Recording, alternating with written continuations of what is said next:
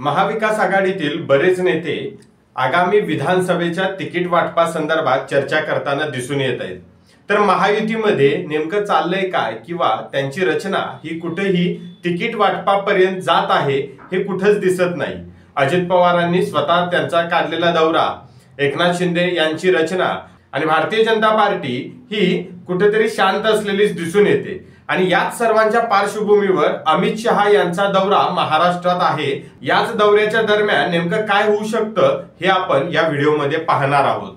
नमस्कार, मी स्वप्नील पाटील, लाईव्ह जनमत मध्ये आपलं सर्वांचं पुन्हा एकदा स्वागत आहे।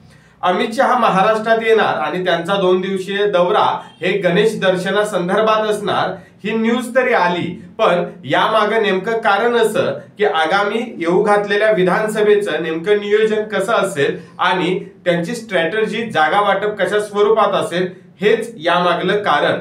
अमित शहा यांनी पहिल्यांदा महायुतीची बैठक घेतली आणि सर्वांना काही गोष्टी सांगितल्याचं माध्यमांमध्ये झळकत आहे। यामध्ये सर्वात महत्त्वाचं म्हणजे लोकसभेला झालेल्या चुका ह्या टाळायला हव्यात, आपल्यामध्ये असलेली एकी ही टिकून असली पाहिजे आणि माध्यमांसमोर बोलताना किंवा कुठेही सार्वत्रिक ठिकाणी बोलताना आपण भान ठेवूनच बोललं पाहिजे हे त्यांनी सांगितलेलं दिसून येतं। कारण या बैठकीला अजित पवारांची दांडी होती। एकनाथ शिंदे आणि त्यांच्या आमदारांनी या अगोदर केलेले वक्तव्य, लाडकी बहीण योजना आणि या संदर्भातले वक्तव्यामुळे कुठेतरी महायुती डॅमेज होते की काय, हाच याला पार्श्वभूमी म्हटली जाते। यासोबतच अमित शहांनी यापुढे कोणत्या पद्धतीने आपल्याला सीट शेअरिंग केलं पाहिजे याचंही महायुतीच्या नेत्यांना सांगितलेलं समजतं।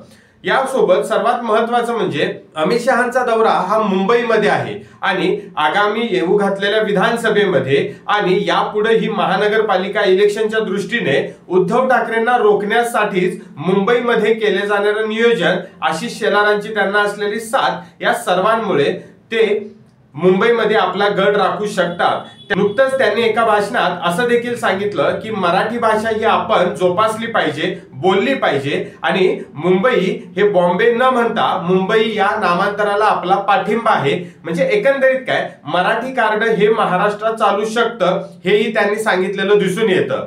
आगामी येऊ घातलेल्या विधानसभेमध्ये अमित शहा हे चाणक्य ठरतील का किंवा महायुतीला अमित शहांच्या दौऱ्यामुळे नवा उत्साह मिळेल का आणि भारतीय जनता पार्टी, देवेंद्र फडणवीस हे काही दिवसांपासून शांत असलेले दिसून येतात, त्यांना नव ऊर्जा मिळून ते कामाला लागतील का हे पाहावं लागेल। तुम्हाला काय वाटतं की अमित शहांचा दौरा यशस्वी होऊ शकतो का आणि आगामी येणाऱ्या विधानसभेमध्ये महाविकास आघाडी की महायुती कोण मुंबई आणि महाराष्ट्राचा गड राखेल हे तुम्ही कमेंट बॉक्समध्ये नक्की सांगा।